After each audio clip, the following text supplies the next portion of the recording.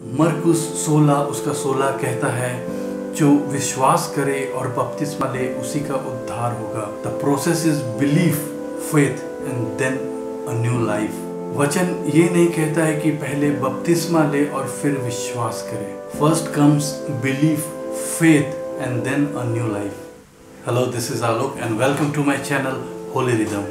क्या होगा जब मेरा या आपका एनकाउंटर यीशु के साथ में होगा? आज हम बात करेंगे एक ऐसे मनुष्य के बारे में जिसका नाम है निकोदेमुस, और बाइबल हमें एक ऐसी घटना के बारे में बताती है जहां पर निकोदेमुस का सामना हुआ यीशु के साथ में। आइए हम देखें और सीखें उस कन्वर्सेशन से जो यीशु और निकोदेमुस के बीच में हुआ। निकोदेमुस कौन था?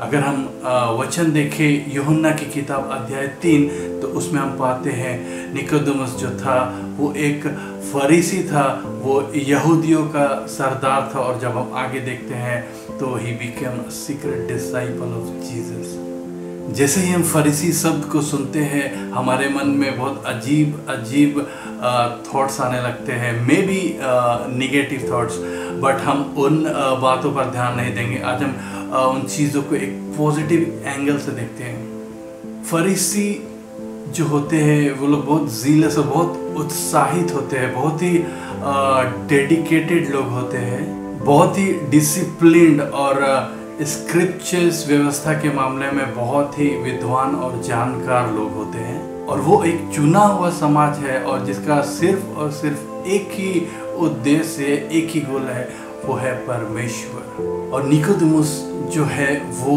इनका सरदार है। तो हम इमेजिन कर सकते हैं उसके स्टेटस के बारे में। He belong to a privileged society. आज हम डील करने वाले हैं निकोदेमुस के साथ। क्या कारण है कि इतनी अच्छी खूबियाँ, इतनी क्वालिटीज होने के बावजूद यीशु और उसके चेले और फरीसियों के बीच में मतभेद रहा करता था? आज हम देखेंगे कि क्या कमी रह गई थी। हम आज निकोदेमुस के निगेटिव बातों पे चर्चा नहीं करेंगे, पर हम देखेंगे कि आज मुझ में, आज आप में निकोदेमुस का कितना परसेंटेज है और हम उसके कैरेक्टर को किस हद तक आज कैरी करते हैं। अगर हम खुद को कंपेयर करें उस सिचुएशन में, तो क्या हम इंटेलिजेंट नहीं हैं?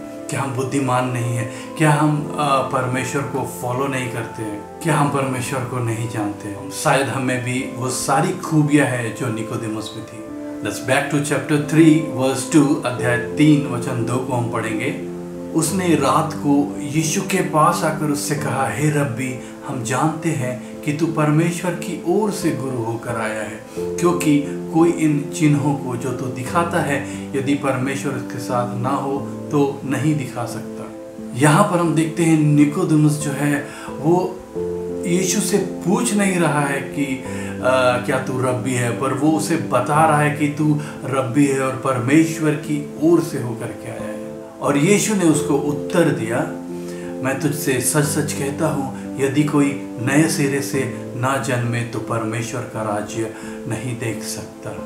आमीन। अब यहाँ पर आता है क्लाइमेक्स। एक कंफ्यूजन यहाँ खड़ा हो जाता है निकोदेमुस के मन में। सिर्फ एक जवाब यीशु की ओर से, और यहाँ पर हम देखते हैं कि निकोदेमुस जो है वो कंफ्यूज हो जाता है और सोचने पे मजबूर हो जाता है। और यीशु उससे आगे कहता है, मैं तुझसे सच सच कहता हूँ, जब तक कोई मनुष्य जल और आत्मा से न जन्मे तो वह परमेश्वर के राज्य में प्रवेश नहीं कर सकता। क्योंकि जो शरीर से जन्मा है वह शरीर है, और जो आत्मा से जन्मा है वह आत्मा है। अचंभा न कर कि मैंने तुझसे कहा, तुझे नए सिरे से जन्म लेना अवश्य है। निकोदेमुस जो है फिर कंफ्यूज हो जाता है और वचन 9 में हम देखते हैं वो कहता है कि ये बातें कैसे हो सकती है। And Jesus replied to him and he became zero. वचन 10 में ऐसा लिखा है। यह सुनकर यीशु ने उससे कहा, तू इसराइलियों का गुरु होकर भी क्या इन बातों को नहीं समझता? और हो सकता है निकोदेमुस जो है यहाँ सोचने पे मजबूर है उस फाउंडेशन के बारे में, उस नींव के बारे में, उस शिक्षा के बारे में जो उसने पाई और जो वो लोगों को सिखाता है। आज हमें खुद से ये सवाल पूछना बहुत ज़रूरी है, क्या हमारे रास्ते सही है? क्या हमारा मार्ग सही है? क्या हमारा फाउंडेशन, क्या हमारा बेस, हमारा नींव चट्टान पे खड़ा है या रेत पे? और जो सिचुएशन इस समय निकोदेमुस के साथ है, हो सकता है वही सिचुएशन हमारे साथ हो। और एकमात्र रीज़न जो मतभेद का था यीशु और फरीसियों के बीच में, वो यही था कि फरीसी जो है वे सोचते थे कि वे उद्धार पा सकते हैं अपने कामों के द्वारा, अपनी धार्मिकता के द्वारा, बजाय उस अनुग्रह के द्वारा जो परमेश्वर हमें देता है। और वे जो है वे व्यवस्था को, ट्रेडिशन को परमेश्वर के वचन से ऊपर रखते थे। एक सिचुएशन आता है और हमारा जो फाउंडेशन है वो समुद्र की लहरों के समान हो जाता है, but we need to have our foundation unshakeable like a mountain, still, स्थिर। हो सकता है हम जो सोचते हैं सही है वो सही नहीं है। ठीक निकोदेमुस की तरह जब उसका इनकाउंटर यीशु के साथ हुआ तो ही वॉज वेरी सरप्राइज्ड। जो सही है वो है परमेश्वर का वचन, जिसे हम डेली कंप्रोमाइज करते हैं अपने रोजमर्रा के जीवन में। Do not be twist the word of God. Many times अपनी सहूलियत के लिए हम परमेश्वर के वचन को ट्विस्ट कर देते हैं। वापस हम वचन में जाएंगे और देखेंगे कि यीशु जो है वो निकोदेमुस को स्क्रिप्चर्स यानी व्यवस्था के अनुसार ही उसके सवाल का जवाब दे रहा था। Nothing was out of syllabus.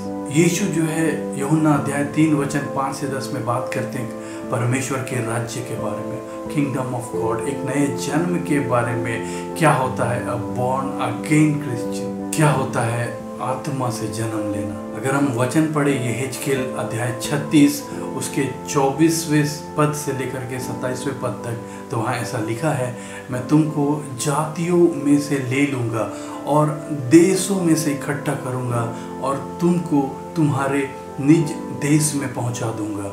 मैं तुम पर शुद्ध जल छिड़कूँगा और तुम शुद्ध हो जाओगे और मैं तुमको तुम्हारी सारी अशुद्धता और मूर्तों से शुद्ध करूँगा। मैं तुमको एक नया मन दूंगा और तुम्हारे भीतर नई आत्मा उत्पन्न करूंगा और तुम्हारी देह में से पत्थर का हृदय निकाल कर तुमको मांस का हृदय दूंगा।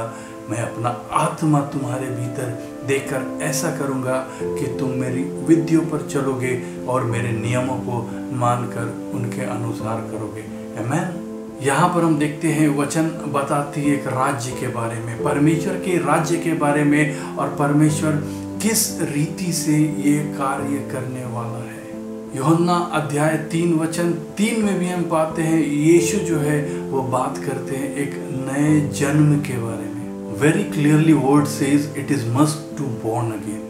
वचन हमें साफ साफ बताती है कितना ज़रूरी है नए सिरे से जन्म लेना, और इसके बिना हम परमेश्वर के राज्य को नहीं देख सकते हैं, परमेश्वर के राज्य में नहीं प्रवेश कर सकते हैं। ये मायने नहीं रखता है कि हमने क्या सीखा है, हम क्या जानते हैं, हम क्या समझते हैं, या हमारा ट्रेडिशन है हमें क्या सिखाता है, पर मायने ये रखता है कि परमेश्वर का वचन क्या कहता है। मरकुस 16 उसका 16 कहता है, जो विश्वास करे और बपतिस्मा ले उसी का उद्धार होगा। The process is belief, faith and then a new life. वचन ये नहीं कहता है कि पहले बपतिस्मा ले और फिर विश्वास करे। First comes belief, faith and then a new life. And this is the case of Nicodemus.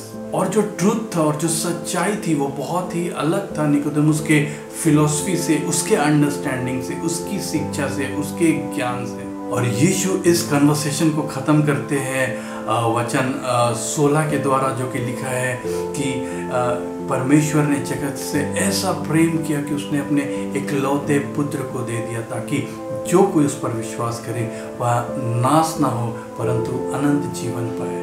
It is not our hard work, our understanding, our dedication, our self-righteousness, but it is the faith which saves us. ये विश्वास है जो हमें बचाता है, जो हमें उद्धार देता है, न कि हमारे कार्य, हमारा ज्ञान, हमारी बुद्धि। परमेश्वर इस वचन के द्वारा आप लोगों को बहुत आशीषित करे। आमीन।